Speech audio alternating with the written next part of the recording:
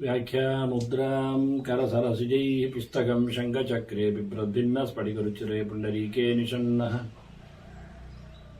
ಅಮಲಾನಶ್ರೀರಮೃತವಿಶದೈರಂಶಭಿಪ್ಲಾವಯನ್ ಮಾಮಾವಿರ್ಭೂಯಾತ್ ಅನಗಮಹಿಮಾ ಮಾನಸೇ ವಾಗಧೀಶಃ ನಮಸ್ತೆ ಪ್ರಾಣೇಶ ಪ್ರಣತ ವಿಭವಾಯಾವ ನಿಮಗಾಹ ನಮಃ ಸ್ವಾಮಿನ್ ರಾಮಪ್ರಿಯತಮಾನುಮನ್ ಗುರುಗುಣ ನಮಸ್ತುಭ್ಯಂ ಭೀಮ ಪ್ರಬಲತಮ ಕೃಷ್ಣೇಷ್ಟ ಭಗವನ್ ನಮಃ ಶ್ರೀಮನ್ಮಧ್ವ ಪ್ರದಿಶ ಸುದೃಶನ್ನೋ ಜಯ ಜಯ ಶ್ರೀ ಗುರುಭ್ಯೋ ನಮಃ. ನಾರಾಯಣಂ ಸುರಗುರುಂ ಜಗದೇಕನಾಥಂ ಭಕ್ತಪ್ರಿಯಂ ಸಕಲಲೋಕ ನಮಸ್ಕೃತಂಚ ತ್ರೈಗುಣ್ಯವರ್ಜಿತಮಜಂ ವಿಭುಮಾದ್ಯಮೀಶಂ ವಂದೇ ಭವಗ್ನಂ ಅಮರಾಸುರಸಿದ್ಧವಂದ್ಯಂ ನಾರಾಯಣಂ ನಮಸ್ಕೃತ್ಯ ನರಂ ನರೋತ್ತಮಂ ದೇವೀಂ ಸರಸ್ವತೀಂ ವ್ಯಾಸಂ ತತೋ ಜಯಮುದೀರಯೇ. ವೇದವ್ಯಾಸರ ಮಹಾಭಾರತದ ಚಿಂತಕರಿಗೆ ವಂದನೆಗಳು. ಆಶ್ರಮವಾಸಿಕ ಪರ್ವದ 12ನೆಯ ಪ್ರವಚನ.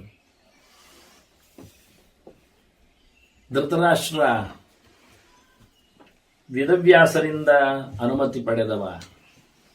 ಧರ್ಮರಾಜನಿಂದಲೂ ಕಾಡಿಗೆ ತೆರಳಬಹುದು ಅಂತ ಒಪ್ಪಿಗೆಯನ್ನು ಪಡೆದು ನಿಂತ ಧೃತರಾಷ್ಟ್ರ ಧರ್ಮರಾಜನಿಗೆ ನಾನು ಹೇಳಬೇಕಲ್ಲ, ನಾನು ಉಪದೇಶ ಕೊಡಬೇಕಲ್ಲ ಅಂತ ಹೇಳಿ ನೀನೆಲ್ಲ ತಿಳ್ಕೊಂಡಿದ್ದಿ ಅಂತ ಧರ್ಮರಾಜನನ್ನು ಪ್ರೈಸ್ ಮಾಡುತ್ತಾ ಹೇಳಿದ. ಹಾಗೆ ಅಂತ ಹೇಳಬೇಕಲ್ಲ ಅಂತ ಹೇಳಿದ, ಕೇಳಬೇಕಾಯ್ತಲ್ಲ ಅಂತ ಕೇಳಿದ ಅಲ್ಲ ವಿಷಯ ಅಂತ ಅರ್ಥ ಆಗಲಿಕ್ಕೋಸ್ಕರ ಧೃತರಾಷ್ಟ್ರನಿಗೆ ಅವನ ಮಾತು ನಿಲ್ಲಿಸಿದ್ದಕ್ಕೆ ಧರ್ಮರಾಜ ಮತ್ತೂ ಹೇಳು ಅಂತ ಹೇಳಿಬಿಟ್ಟ. ಆಯ್ತು, ನಾನು ಮಾಡುತ್ತೇನೆ, ನೀನು ಹೇಳಿದಾಗೆ ನಾನು ಕರ್ತಾಸ್ಮಿ, ನಡೆದುಕೊಳ್ಳುತ್ತೇನೆ ಅಂತ ಧರ್ಮರಾಜ ಹೇಳುತ್ತಾ ಯುವಶ್ಚೈವಾನುಶಾಸ್ಯೋ, ನಾನು ನೀನು ಮತ್ತು ಅಂದರೆ ಧರ್ಮದಲ್ಲಿ ಇರುವವರಿಗೆ ಸಂಕಟ ಆಗಿದ್ರು ಮತ್ತಷ್ಟು ಹೇಳುವವರು ಬೇಕು.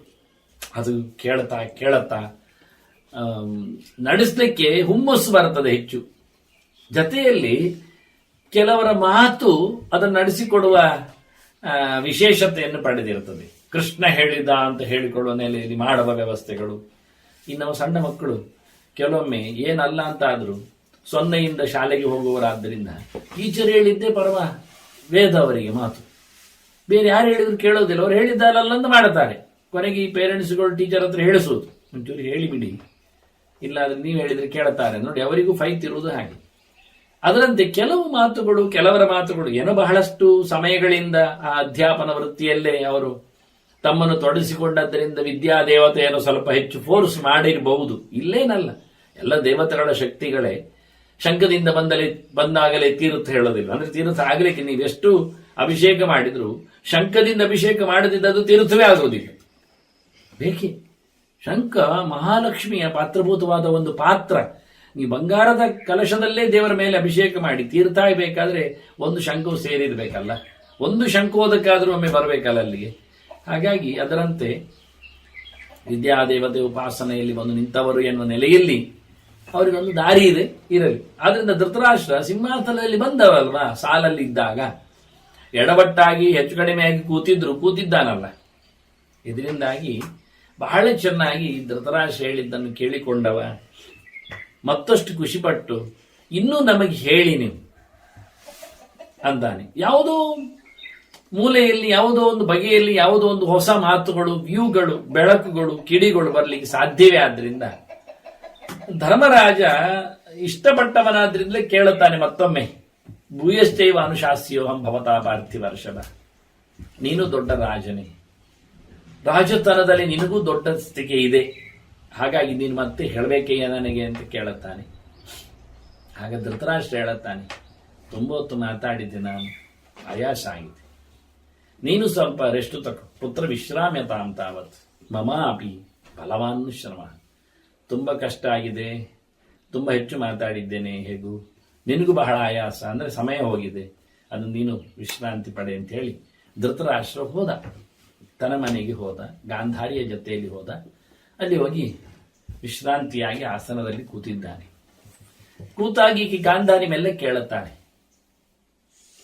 ವೇದವ್ಯಾಸರು ಹೇಳಿ ಆಯಿತು, ಧರ್ಮರಾಜನು ಒಪ್ಪಿಗೆ ಕೊಟ್ಟ. ಕದಾರಣ್ಯಂ ಗಮಿಷ್ಯಸಿ, ಯಾವಾಗ ಕಾಡಿಗೆ ಯಾವಾಗ ಹೋಗ್ತೀರಿ ಅಂತ ಕೇಳಿಯೇ ಬಿಟ್ಲು ಗಾಂಧಾರಿ. ಯಾವಾಗ ಹೋಗ್ಲಿಕ್ಕೆ ಅಂತ, ಏನು ಕತೆ ಅಂತ. ಅಂದ್ರೆ ಇನ್ನು ಅವನು ಹೋಗುವ ದಿನವನ್ನು ಏನು ಮಾಡ್ತಾನೆ ಅಂತ ಅರಿತುಕೊಳ್ಳಿಕ್ಕೆ, ತಿಳಿಸಿಕೊಡ್ಲಿಕ್ಕೆ ಈ ಮಾತುಕತೆ ಆದದ್ದನ್ನು ವೈಶಂಪಾಯನರು ಜನಮೇಜಯನು ಹೇಳುತ್ತಾರೆ ಕೇಳಿದ್ಲು ಅಂತ. ಹಾಗೆ ಧೃತರಾಷ್ಟ್ರ ಹೇಳುತ್ತಾನೆ, ಹೌದು ಅನುಮತಿ ಸಿಕ್ಕಿದೆ, ನನಗೆ ಹೊರಡುತ್ತೇನೆ. ಆದರೆ ನಾನೆಲ್ಲ ಮಕ್ಕಳಿಗೊಮ್ಮೆ ಸದ್ಗತಿ ಆಗಲಿಕ್ಕೆ ಬೇಕಾದ ಕೆಲಸ ಮಾಡಿಕೊಂಡು, ಅದು ಎಲ್ಲರ ಎದುರು ಇಡೀ ಲೋಕವನ್ನು, ನಮ್ಮ ಜನರನ್ನು ನಾನು ಮಾತಾಡಿಸಿ ಹೋಗಬೇಕು. ಪುತ್ರಾಣಂ ದಾತುಮಿಚ್ಛಾಮಿ ಪ್ರೇತ್ಯಭಾವಾನುಗತಂ ವಸು, ಪ್ರೇತ್ಯಭಾವಾನುಗಂ ವಸು, ಸತ್ತ ಬಳಿಕ ಅವರಿಗೆ ಸಿಗಬೇಕಾದ ಸ್ವತ್ತು, ಆ ಪುಣ್ಯ, ಆ ಕರ್ಮ ನಾನು ನಡೆಸಬೇಕು. ಸರ್ವ ಪ್ರಕೃತಿ ಸಾನ್ನಿಧ್ಯಂ ಕಾರಯಿತ್ವ ಸ್ವವೇಶ್ಮನಿ, ನನ್ನ ಮನೆಯಲ್ಲಿ, ನನ್ನ ಅಂಗಳದಲ್ಲಿ, ನನ್ನ ಚಾವಡಿಯಲ್ಲಿ ಎಲ್ಲರೂ ನನಗೆ ನನ್ನವರು ಸಿಗಬೇಕು. ಅವರೆಲ್ಲರ ಎದುರಲ್ಲಿ ನಾನು ಹೇಳಿಕೊಂಡು ಹೋಗಬೇಕು ಅಂತ ಹೊರಡುವಾಗ ಸೂಚನೆ ಕೊಟ್ಟು ಹೋಗ್ತೇನೆ ಎಲ್ಲರಿಗೂ ಎನ್ನುವ ನೆಲೆಯಲ್ಲಿ ಎಲ್ಲರನ್ನು ಕರೆದು ಹೊರಡುತ್ತೇನೆ ಅಂತ ಮತ್ತೆ ಹೇಳಿದ.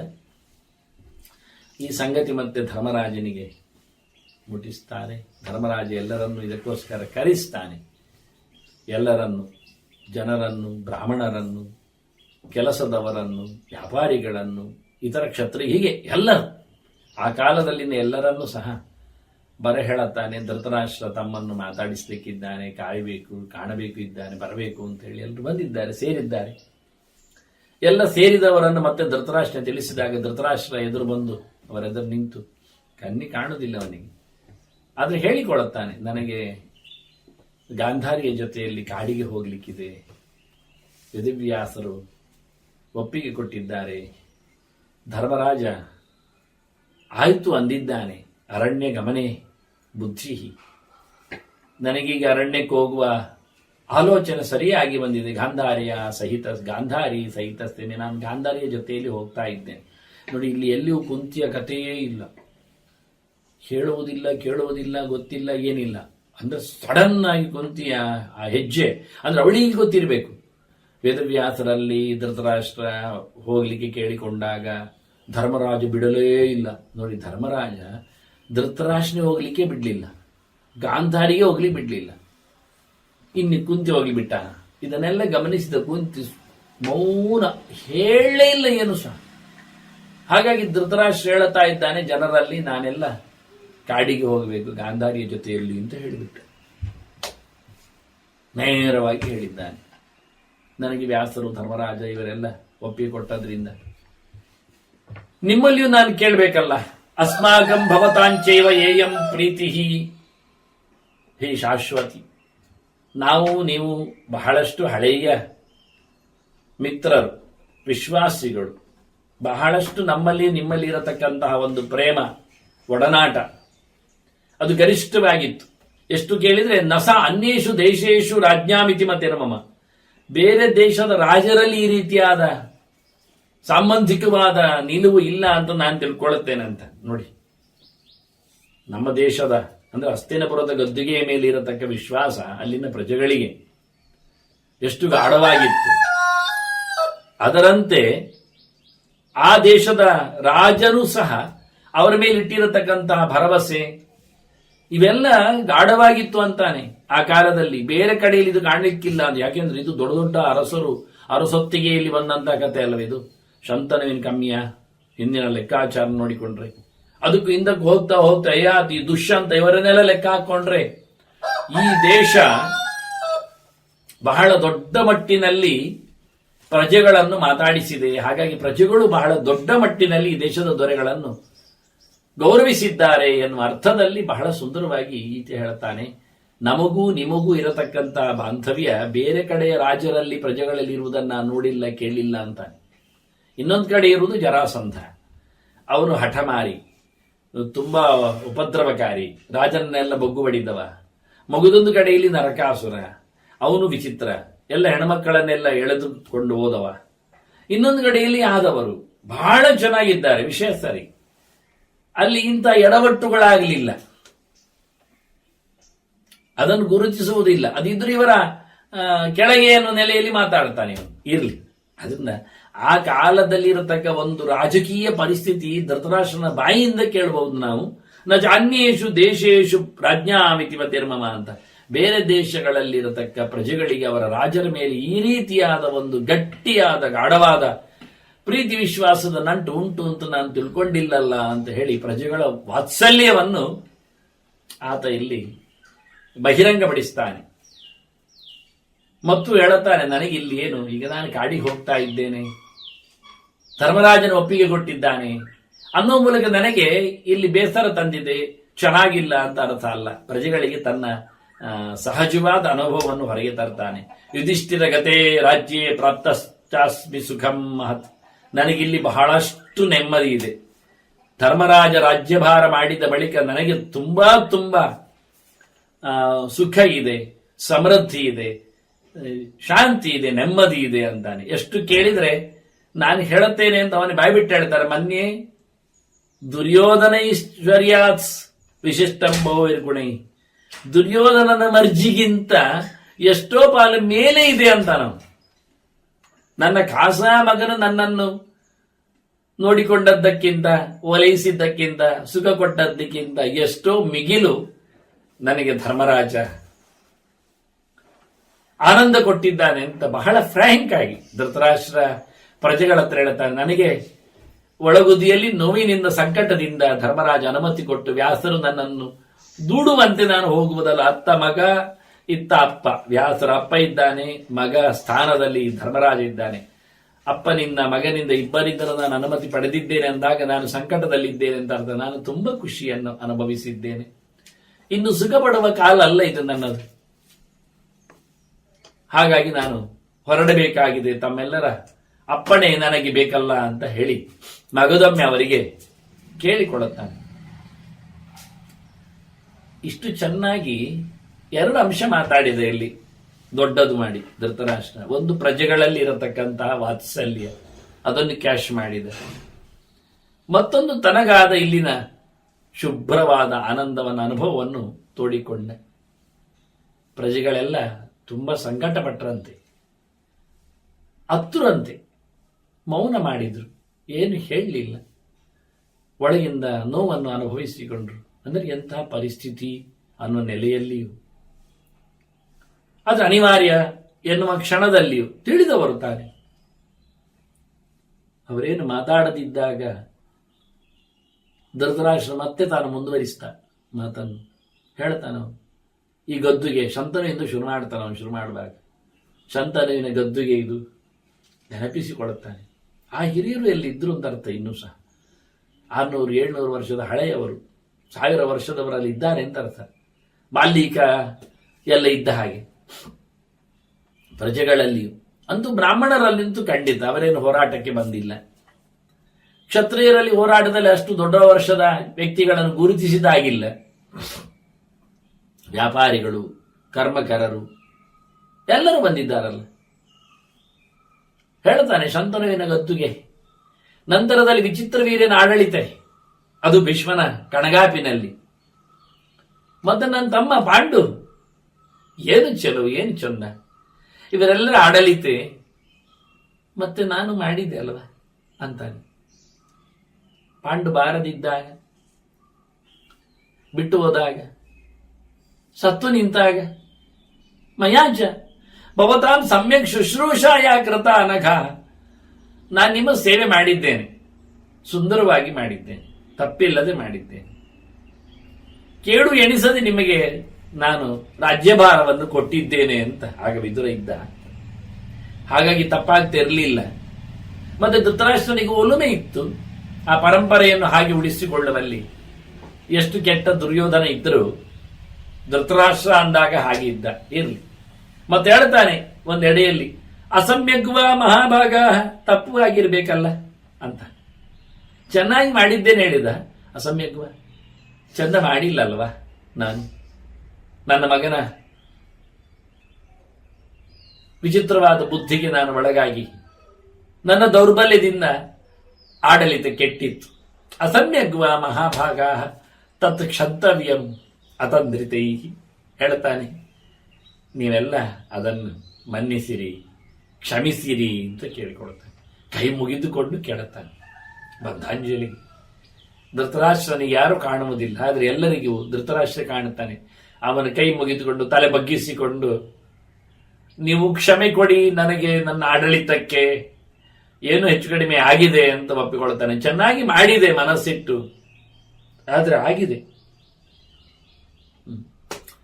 ಯದಾ ದುರ್ಯೋಧನೇದಂ ಭುಕ್ತಂ ರಾಜ್ಯಮ ಕಂಟಕಂ ಅಂತಾನೆ. ಯಾವಾಗ ದುರ್ಯೋಧನ ಈ ಸಿಂಹಾಸನಕ್ಕೆ ಕೈ ಹಾಕಿದ, ಗದ್ದಿಗೆ ಮೇಲೆ ಕಣ್ಣಿಟ್ಟ, ಪಾಂಡವರನ್ನ ಓಡಿಸಿಬಿಟ್ಟಿವು ಅರ್ಧರಾಜ್ಯ ಅಂತ ಹೇಳಿ, ಮತ್ತೆ ದ್ಯೂತ ಅಂತ ಹೇಳಿ. ಹೀಗಾಗಿ ಇವನೊಬ್ಬ ದುರ್ಯೋಧನ, ಆತ ಈ ರಾಜ್ಯವನ್ನು ನೆಮ್ಮದಿಯಲ್ಲಿ ಕಬಳಿಸಿದ, ಭೋಗಿಸಿದ, ಉಪಯೋಗಿಸಿದ. ಅಪಿ ತತ್ರ ನವೋ ಮಂದಃ ದುರ್ಬುದ್ಧ್ಯ ಅಪರಾಧವಾನ್. ಅವನು ದುರ್ಬುದ್ಧಿ, ಕೆಟ್ಟವ ಹೌದು. ನಿಮ್ಗೆ ಅನ್ಯಾಯ ಮಾಡಿದ್ನ ಕೇಳ್ತಾನೆ. ಅಪಿ ತತ್ರ ನವೋ ಮಂದಃ ದುರ್ಬುದ್ಧಿ ಅಪರಾಧವಾನ್. ಎಷ್ಟು ನೀಚನಾಗಿದ್ರು ನಿಮಗೆ ಅನ್ಯಾಯ ಮಾಡ್ಲಿಕ್ಕೆ ಹೋಗ್ಲಿಲ್ಲವಾ ಅಂತ ದುರ್ಯೋಧನನ ಆಡಳಿತದಲ್ಲಿಯೂ ಪ್ರಜೆಗಳಿಗೆ ಅನ್ಯಾಯ ಆಗಿರ್ಲಿಲ್ಲ ಅಂತ ಹೇಳಿಕೊಂಡ. ಮುಂದೆ ಮಾತು ಬರುತ್ತೆ ಉತ್ತರವಾಗಿ. ಈಗ ನಾವು ಮಾತಾಡುವಾಗ ಒಂದು ಎಳೆಯನ್ನು ನೋಡಿಕೊಂಡು ಹೋಗ್ಲಿಕ್ಕೆ ಬರುತ್ತೆ. ಏನು ಅಂದ್ರೆ, ಹೌದು, ಒಂದು ವಿಷಯ ಕಾಂಪಿಟಿಷನ್. ಒಂದೆಡೆ ಪಾಂಡವರ ಬಹಳ ದೊಡ್ಡ ಮಟ್ಟಿನ ಅಭಿವೃದ್ಧಿ, ಎಲ್ಲಿವರೆಗೆ ಅಂದ್ರೆ ರಾಜಸೂಯದವರೆಗೆ, ಸಾಮ್ರಾಟ್ ಅನಿಸಿಕೊಳ್ಳುವವರೆಗೆ, ಕೃಷ್ಣನ ಪಾರ್ವತ್ಯದಲ್ಲಿ, ಜರಾಸಂಧನ ನಿಗ್ರಹದಲ್ಲಿ, ನರಕಾಸುರನ ಸಂಹಾರದಲ್ಲಿ ಅಲ್ಲ. ಇದರೊಟ್ಟಿಗೆ ಅವರೇನು ಕೌರವರ ಮೇಲೆ ಯಾವುದೇ ರೀತಿಯಾದ ಉಪಟಳ ಪೀಡೆಯನ್ನು ಕೊಡದೇ ಇದ್ದದ್ರಿಂದ ಇವರಿಗೊಂದು ಮರ್ಜಿ ಗಮ್ಮತ್ತಲ್ಲಿ ಇದ್ರು ಅವರು. ಆದರೆ ದ್ಯೂತಕ್ಕೆ ಬಂದಾಗ, ದುಡ್ಡಿನ ಮೇಲೆ ಲೋಭ ಆಸೆ ಪಟ್ಟಾಗ ಅದು ಕೆಟ್ಟ ದ್ಯೂತ ಆಯಿತು. ಅದು ಪ್ರಜೆಗಳಿಗೂ ಹೆಚ್ಚು ಇಷ್ಟ ಆಗಲಿಲ್ಲ. ಆದರೆ ಯಾವುದೋ ಒಂದು ರಾಜರಲ್ಲಿ ಜೂಜಿ ಎನ್ನುವುದು ನಡೀತದೆ ಎನ್ನುವ ನೆಲೆಯಲ್ಲಿ, ಆದ ಪ್ರತಿಜ್ಞೆಯ ನೆಲೆಯಲ್ಲಿ ಅದರ ಸಂಕಟವನ್ನು ಮರೆತು ಬಿಟ್ಟು ಹೋಗಿಬಿಟ್ರು. ಇವ ಮತ್ತೇನು ಮಾಡಿದ ಅಂದರೆ, ಪಾಂಡವರು ಕಾಡಿ ಹೋದ ಬಳಿಕ ಬಹಳ ಚೆನ್ನಾಗಿ ರಾಜ್ಯವನ್ನು ನೋಡಿಕೊಳ್ಳಿಕ್ಕೆ ಹೊರಟ. ಆಗ ಪ್ರಜೆಗಳಿಗೇನು ಅಂದ್ರೆ, ಪ್ರಜೆಗಳು ಈಗಲೇ ಇರತಕ್ಕ ಸಂಕಟವನ್ನು ಮರೆಯುವಂತೆ ಮಾಡಲಿಕ್ಕೆ, ಪಾಂಡವರ ಮೇಲಿನ ಪ್ರೀತಿಯನ್ನು ತಪ್ಪಿಸ್ಲಿಕ್ಕೆ ಆದಷ್ಟು ಚೆನ್ನಾಗಿ ನೋಡಿಕೊಂಡು, ಅಂದ್ರೆ ಅವರು ಮುಂದೆ ಬಂದಾಗ ಬಂದರೇ ಅಂತ, ಬರ್ಲಿಕ್ಕಿಲ್ಲ ಅಂತ ಖಾತ್ರಿ ಅವನಿಗೆ, ಅಜ್ಞಾತದಲ್ಲಿ ಹಿಡಿದು ಮತ್ತೆ ಓಡಿಸಬೇಕು ಅಂತ. ಆದರೆ ಬಂದರೇ ಪ್ರಜೆಗಳು ಅವನ ಪಾಳೆಯಕ್ಕೆ ಬರಬಾರದು ಅಂತ. ಹೌದು ತಾನೆ, ಸತ್ಯ ತಾನೆ. ಮತ್ತೆ ಬಂದವರು ಅವರ ಪಕ್ಷದಲ್ಲಿ ಹೋರಾಟಕ್ಕೆ ನಿಂತವರು ಎಲ್ಲಿ ಹಸ್ತಿನಪುರದ ಆಡಳಿತೆಯಲ್ಲಿ ನೆಲೆಗೊಂಡವರೆಲ್ಲರೂ ಪಾಂಡವರ ಪಕ್ಷಕ್ಕೆ ಬರಬಾರ್ದಿತ್ತ? 12 ವರ್ಷ 13 ವರ್ಷ ಪಾಂಡವರು ಕಾಡಿಗೆ ಹೊರಟಾಗ ಗುಳೆ ಎದ್ರು. ಎಲ್ಲ ಇಂದ್ರಪ್ರಸ್ಥಕ್ಕೆ ಹೋಗುವಾಗಲೂ ಎದ್ದಿದ್ರು, ಮೋಸದಿಂದ ಕಳಿಸಿದ್ದು ಅಂತ. ಆದ್ರೆ ಧರ್ಮರಾಜನ ಹೇಳಿದ, ಧೃತರಾಷ್ಟ್ರನಿಗಾಗಿ ಇಲ್ಲೇ ಇರಿ ಅಂತ. ಈಗ ಮತ್ತೆ ಕಾಡಿಗೆ ಹೊರಟಾಗ ಇವರು ಹೊರಟ್ರೆ ನಿಮ್ಮದೆಲ್ಲ ಸೊತ್ತನ್ನು ನಾನು ಮುಟ್ಟುಗೋಲಾಗ್ತೇನೆ ಅಂತ ಹೇಳಿಬಿಟ್ಟ ಕೌರವ. ಬಾಯಿ ಮುಚ್ಚಿ ಕೂತರು. ಅವರವರೇ ಮಾತಾಡಿಕೊಂಡು ಜೂಜು ಆಡ್ತಾರೆ, ಅದರಲ್ಲಿ ಪಣ ಇಡುತ್ತಾರೆ, ಸೋಲ್ತಾರೆ, ಹೋಗ್ತಾರೆ. ಇನ್ನು ನಳ ಮಹಾರಾಜ ಎಲ್ಲ ಆಗ್ಲಿಲ್ವಾ ಅಂತ ಇತಿಹಾಸ ಹೇಳಿಕೊಂಡು ಬಾಯಿ ಮುಚ್ಚಿಕೊಂಡ್ರು. ಈಗ ಜೂಜಿನ ಪ್ರಕಾರ ಕರಾರಿನಂತೆ ಪಣ ಮುಗಿದ ಬಳಿಕ ಕೊಡಬೇಕೆನ್ನುವುದನ್ನು ಕೊಡದೇ ಇದ್ದಾಗ ಊರಿನವರೆಲ್ಲ ಒಟ್ಟು ಸೇರಿದ್ರ? ಏನೊಂದು ಪ್ರಜಾಪ್ರಭುತ್ವ ಆಡಳಿತ ಇತ್ತು, ರಾಜತರ ಮನೆತನ ಇತ್ತು. ಆದರೆ ದುರ್ಯೋಧನ ಧೃತರಾಷ್ಟ್ರನನ್ನು, ಭೀಷ್ಮರನ್ನು, ದ್ರೋಣರನ್ನು, ಕೃಪರನ್ನು, ಅಶ್ವತ್ಥಾಮರನ್ನು, ಬಾಲ್ಯಕರನ್ನು ಇವರನ್ನೆಲ್ಲ ಆಕ್ಷೇಪಿಸಿ, ಸೋಮದತ್ತ ಇವರೆಲ್ಲ ಸತ್ತೋದವರೆಲ್ಲ ಹೆಸರು ಗೊತ್ತುಂಟಲ್ಲ ನಮಗೆ. ಇವರೆಲ್ಲ ದೊಡ್ಡ ದೊಡ್ಡ ಅಲ್ಲಿನ ವ್ಯಕ್ತಿಗಳಲ್ವಾ, ರಾಜಕೀಯ ಪುಡಾರಿಗಳು ಹೇಳಿಕೊಳ್ಳಲಿಕ್ಕೆ ಇಷ್ಟ ಇಲ್ಲ, ರಾಜಕೀಯ ಧುರೀಣರು. ಅವರೆಲ್ಲ ಮಾತುಕತೆ ಆಡಿ ಕೊಡ್ಲಿಕ್ಕೆ ಬಂತ. ಕೃಷ್ಣನೇ ನಿಂತಾಗ ಸಿಕ್ಕಿದ 5 ಮನೆಯಾದ್ರೂ ಬಂತ ಪಾಂಡವರಿಗೆ. ಆದ್ರೆ ಕೌರವನ ಪಾಳೆಯದಲ್ಲಿ 11 ಅಕ್ಷೋಹಿಣಿ ಸೈನ್ಯ ಹೇಗೆ ಒಟ್ಟಾಯಿತು? ಆ ಕಾಲದಲ್ಲಿ ಎಷ್ಟು ಜನ ರಾಜಸ್ವರು, ಎಷ್ಟು ಜನ ತಾಮಸರು ಇಲ್ಲ ಅಂತ ಕಾಣುತ್ತೆ ನಮಗೀಗ. ಅದು ಯೋಚನೆ ಮಾಡಿ. ಅದೇ ಒಂದೊಮ್ಮೆ 10-50 ಅಕ್ಷೋಹಿಣಿಯ ಜತೆಯಲ್ಲಿ ಪಾಂಡವರು ನಿಂತಿದ್ರೆ, ಕೌರವರು ಮಾತಾಡ್ತಿದ್ರೆ ಬೇಗನೆ ರಾಜ್ಯ ಬಿಸಾಡಿ ಹೋಗ್ತಿದ್ರು. ಬೇಡ, ಅನಾಹುತ ಅಂತ. ಭೀಷ್ಮನೇ ನೋಡಿ ಹೋರಾಟ ಹೇಗೆ ಕೊಟ್ಟ, ದ್ರೋಣ ಕೊಟ್ಟ. ಇವರೆಲ್ಲ ಪ್ರಜೆಗಳು ಪ್ರಶ್ನಿಸ್ತಾರೆ, ಭೀಷ್ಮ ಹೋರಾಟ ಕೊಟ್ಟದ್ದರಿಂದ ಸತ್ಯ ಇದೆ, ದ್ರೋಣ ಹೋರಾಟ ಕೊಟ್ಟದ್ರಿಂದ ನ್ಯಾಯ ಇದೆ, ಕೃಪ ಹೋರಾಟಕ್ಕೆ ನಿಂದದ್ರಿಂದ ಧರ್ಮ ಉಂಟು ಅಂತ ತಿಳ್ಕೊಂಡ್ರು. ಕೃಷ್ಣ ಒಬ್ಬ ಇಲ್ಲ ಹೇಳುವುದರಿಂದ ಹುಡುಕ್ಲಿಲ್ಲ ಧರ್ಮವನ್ನವರು. ಇದು ಮುಖ್ಯ. ನಾವು ಮಹಾಭಾರತವನ್ನು ಕಲೀಲಿಕ್ಕಿರುವುದು ಇಲ್ಲಿ. ಎಲ್ಲಿದೆ ಪ್ರಜೆಗಳ ಓಟು ಕೇಳಿದರೆ ಪ್ರಜೆಗಳ ಓಟು ದುರ್ಯೋಧನ ಆಡಳಿತೆಯಲ್ಲಿದೆ. ಭೀಷ್ಮಾದಿಗಳು ಅಲ್ಲಿರುವುದರಿಂದ ಅಂತ ಅವರು ಹೇಳಿಕೊಳ್ಳುತ್ತಾರೆ. ಕಣಮುಚ್ಚಿ ಒಪ್ಪಿಕೊಂಡ ಭೀಷ್ಮನನ್ನು ನಂಬಿಕೊಂಡು ಬಂದವರು ನೋಡಿ.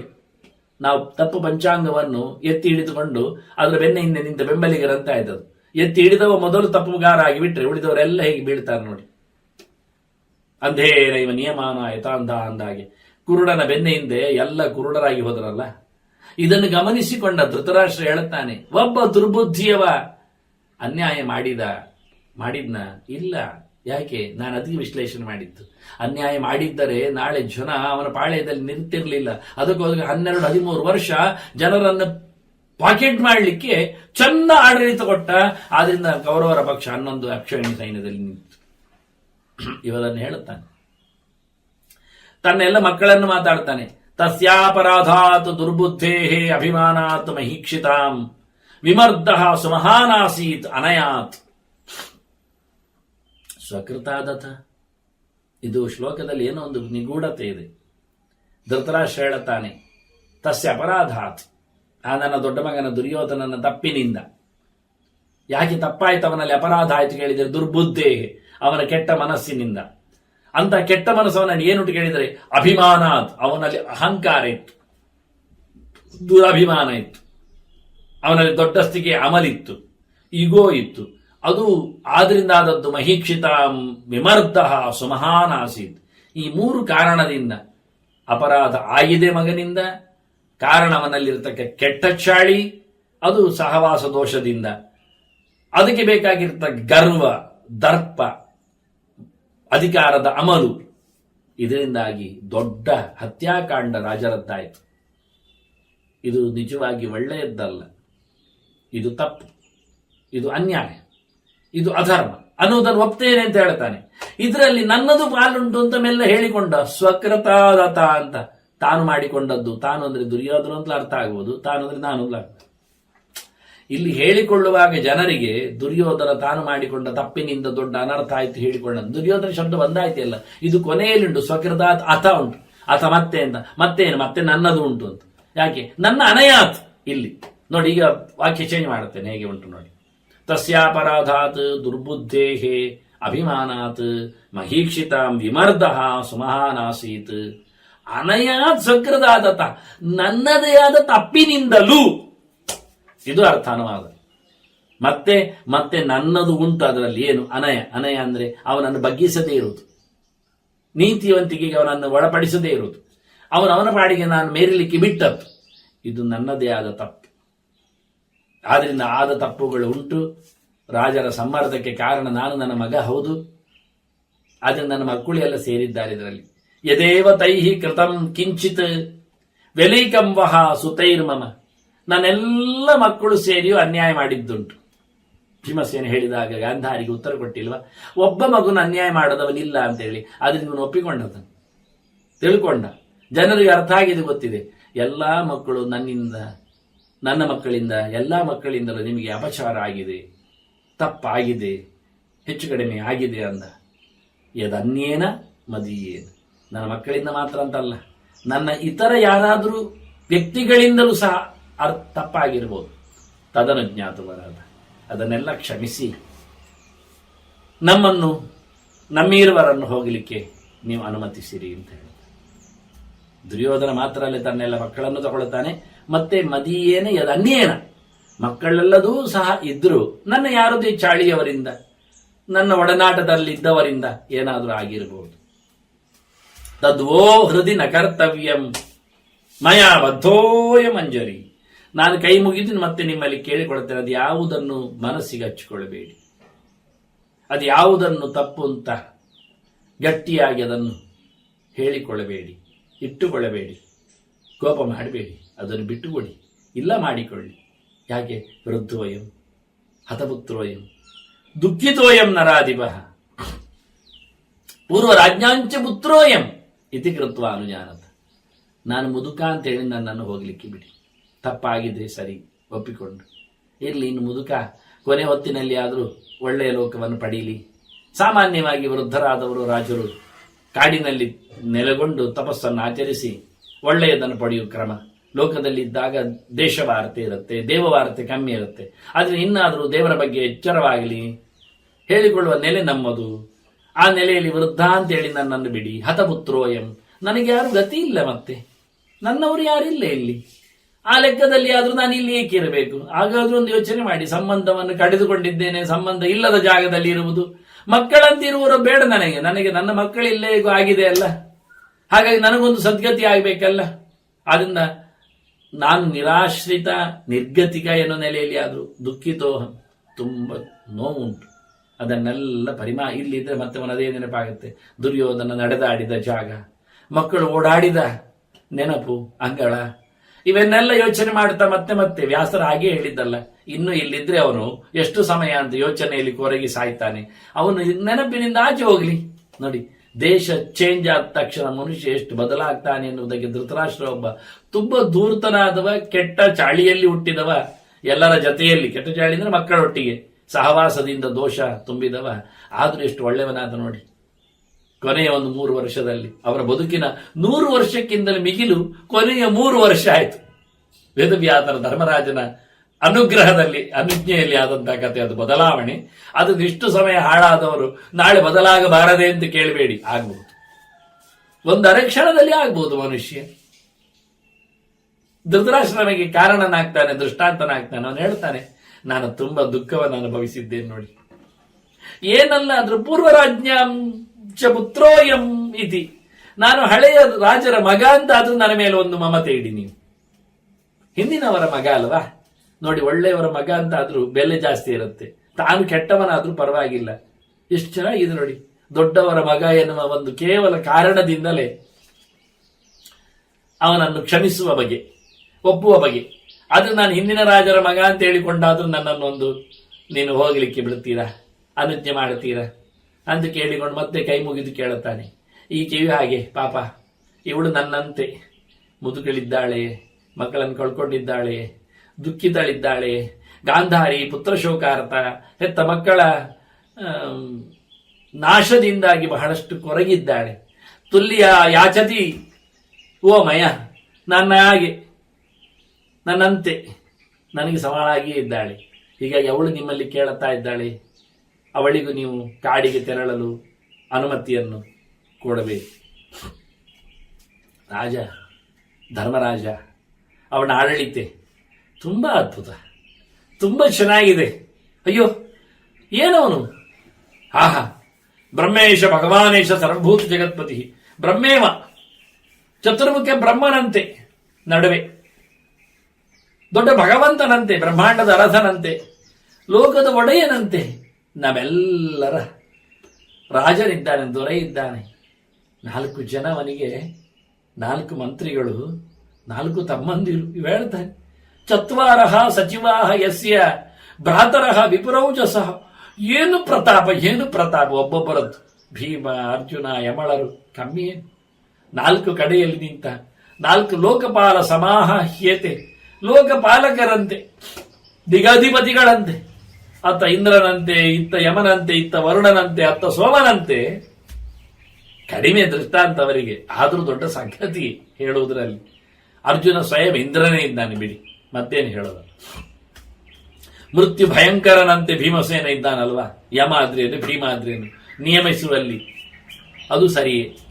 ಇತ್ತ ನೋಡಿದರೆ ಮತ್ತೆ ಕಡಿಮೆ ಉಂಟೇನು, ನಕುಲ ಸಹದೇವರು, ಅವರು ಚಂದ್ರವರುಣರಂತೆ ಅವರು ಸಹ ಕಾಣುತ್ತಾರೆ, ಮೆರಿತಾ ಇದ್ದಾರೆ. ಹೀಗಾಗಿ ರಾತ್ರಿ ಹಗಲು ಮಾಡುವಲ್ಲಿ, ದೇಶವನ್ನು ನೋಡಿಕೊಳ್ಳುವಲ್ಲಿ, ರಾಜ್ಯ ಆಡಳಿತೆಯನ್ನು ಒಳ್ಳೆ ರೀತಿಯಿಂದ ನಡೆಸುವಲ್ಲಿ ಧರ್ಮರಾಜ ದೊರೆಯಂತೆ, ಬ್ರಹ್ಮಾಂಡದ ದೊರೆಯಂತೆ, ಬ್ರಹ್ಮನಂತೆ ಬಹಳ ದೊಡ್ಡ ಅರಸನಾಗಿ ನಿಂತಿದ್ದಾನೆ, ಚೆನ್ನಾಗಿದ್ದಾನೆ. ಸಚಿವರಂತೂ ಬಹಳ ಅದ್ಭುತವಾಗಿದ್ದಾರೆ. ಸರ್ವ ಧರ್ಮಾರ್ಥದರ್ಶಿನಃ, ಏನೂ ಕಮ್ಮಿ ಇಲ್ಲ ಅವರಿಗೆ ತಿಳುವಲ್ಲಿ. ಸಕಲ ಧರ್ಮಗಳನ್ನು ಚೆನ್ನಾಗಿ ಅರಿತವರು, ಸಕಲ ಧರ್ಮದ ಅರ್ಥವನ್ನು, ವಿಷಯವನ್ನು, ಅಲ್ಲಿನ ವ್ಯವಸ್ಥೆಯನ್ನು, ಪ್ರಾಯೋಗಿಕ ಪದ್ಧತಿಯನ್ನು, ಜೊತೆಯಲ್ಲಿ ವಿಶೇಷವಾದ ದುಡ್ಡಿನ ವ್ಯವಸ್ಥೆಯನ್ನು ಸಂಪತ್ತಿನ ವಿನಿಯೋಗವನ್ನು, ಕೋಶದ ಹೆಚ್ಚಳವನ್ನು, ಇವನ್ನೆಲ್ಲ ರಾಜರಿಗೆ ಬೇಕಾದ್ದು ಧರ್ಮ ಮತ್ತು ಅರ್ಥದ ಪ್ರಧಾನ ಚಿಂತನೆ. ದೇಶವನ್ನು ಧರ್ಮದ ನೆಲೆಯಲ್ಲಿ ನಿಲ್ಲಿಸಬೇಕು, ಅದಕ್ಕೆ ಸರಿಯಾದ ಸಂಪತ್ತನ್ನು ಆತ ವಿನಿಯೋಗಿಸಬೇಕು, ಗಳಿಸಬೇಕು. ಅಧರ್ಮದ ನೆಲೆಯಲ್ಲಿ ಸಂಪತ್ತಿನ ದೋಚುವಿಕೆಯೂ ತಪ್ಪೆ, ಕೂಡಿಟ್ಟ ಸಂಪತ್ತನ್ನು ಕಾಮದೆಡೆಗೆ ಕಳುಹಿಸುವುದು ಇನ್ನೊಂದು ತಪ್ಪೆ. ಅದರ ಧರ್ಮಕ್ಕಾಗಿ ಅರ್ಥವನ್ನು ಬಳಸು, ಅರ್ಥವನ್ನು ಧರ್ಮದಲ್ಲಿ ಸಂಪಾದನೆ ಮಾಡಿಕೊ. ಈ ನೆಲೆಯಲ್ಲಿ ಧರ್ಮಾರ್ಥಗಳು ಎಲ್ಲಿ ಕಟ್ಟಿಟ್ಟ ಬುಟ್ಟಿಯಾಗಿರುತ್ತೆ, ಅಂದ ಕಡೆಯಲ್ಲಿ ರಾಜ್ಯ ಅದ್ಭುತವಾಗಿ ಮೆರೆಯುತ್ತೆ.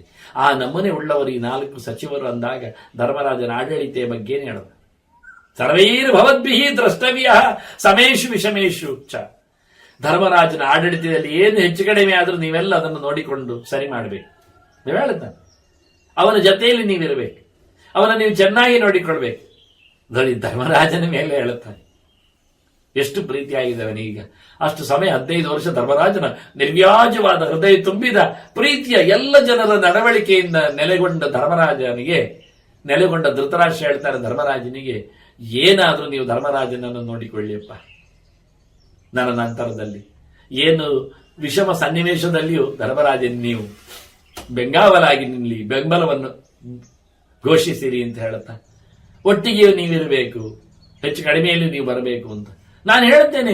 ಅವ ಎಂದೂ ಹೆಚ್ಚು ಕಡಿಮೆ ಮಾಡುವುದಿಲ್ಲ ಅಂತ ಇದನ್ನು ಒಪ್ಕೊಳ್ತಾನೆ. ಎಲ್ಲಿಯಾದ್ರೂ ತಪ್ಪಾದ್ರೂ ನೀವಿರಿ ಅಂತ ಹೇಳುವವ ಅಂತ ತಪ್ಪು ಮಾಡ್ತಾನೆ ಧರ್ಮರಾಜನ್. ಇಲ್ಲವ ನ ಚಾಪಿ ವಿಷಮಂಚೈವ ಗಮಿಷ್ಯತಿ ಕದಾಚನ. ಎಂದೂ ವಿಷಮ ಪದ್ಧತಿಯೇ ಇಲ್ಲ ಅವನಲ್ಲಿ. ತಪ್ಪು ಹೆಜ್ಜೆಯೇ ಧರ್ಮರಾಜ ಇಡುವುದಿಲ್ಲ, ತಪ್ಪು ತೀರ್ಪೇ ಕೊಡುವುದಿಲ್ಲ. ಅನ್ಯಾಯ ಅಧರ್ಮ ಎಸರ್ಗಲಾರದವ ಧರ್ಮರಾಜ. ಆದರೂ ಹೇಳಿಕೊಂಡೆ ಅಂತಾನೆ, ಎಲ್ಲಿಯಾದ್ರೂ ಹೆಚ್ಚು ಕಡಿಮೆ ಇದ್ದರೂ ನೀವೊಟ್ಟಿಗಿರಿ ಧರ್ಮರಾಜನ ಜೊತೆಯಲ್ಲಿ ಅನ್ನೋ ನೆಲೆಯಲ್ಲಿ ಬಹಳ ಅದ್ಭುತವಾಗಿ ಲೋಕಪಾಲರ ಜೊತೆಯಲ್ಲಿನ ಲೋಕಾಧಿಪತ್ಯದಂತೆ ಇದೊಂದು ಅಪೂರ್ವವಾದಂತಹ ದೊಡ್ಡ ದೃಷ್ಟಾಂತ. ಬ್ರಹ್ಮ ಚತುರ್ಮುಖ ಇಡೀ ದೇಶವನ್ನು, ಪ್ರಪಂಚವನ್ನು, ವಿಶ್ವವನ್ನು ನೋಡಿಕೊಳ್ಳುವಂತೆ ಅರಸನಾಗಿ ನಿಲ್ಲುವಂತೆ ಪಾಂಡವರ ರಾಜ್ಯಭಾರ ಆಯಿತು ಅನ್ನುವುದನ್ನು ಧೃತರಾಷ್ಟ್ರ ಅನುಭವಿಸಿ ಹೇಳಿದ ಕಥೆ ಇದು. ನಾವು ನೋಡಬೇಕಾದ್ದು ಧರ್ಮರಾಜನ ಆಡಳಿತ 15 ವರ್ಷ ಹೇಗಿತ್ತು ಎನ್ನುವುದನ್ನು ಒಬ್ಬ ಒಳಗೆ ಕೂತು ನೋಡಿಕೊಂಡವನು ಹೇಳುವ ಬಗೆ ಹೇಗಿತ್ತು ಅಂತ. ಒಬ್ಬ ಆಗದವ ಅಂದ್ರೆ ಧರ್ಮರಾಜನಿಗೆ ಧೃತರಾಷ್ಟ್ರ ಆಗುವುದಿಲ್ಲ ಅಲ್ಲ, ಧೃತರಾಷ್ಟ್ರನೇ ಧರ್ಮರಾಜ ಆಗುವುದಿಲ್ಲ ಅಷ್ಟೇ. ಇಲ್ಲ ಅಲ್ಲ ಹೇಳಿದವನು ಸಹ ವ್ಯಾಸರು ಹೇಳ್ತಾರೆ, ಧರ್ಮರಾಜನಲ್ಲಿ ಹೇಳಿದ್ರು, ಒಂದು ಚೂರು ಅವನಲ್ಲಿ ಬೇಸರ ನಿನ್ನ ಮೇಲೆ ಇಲ್ಲ ಅಂತ.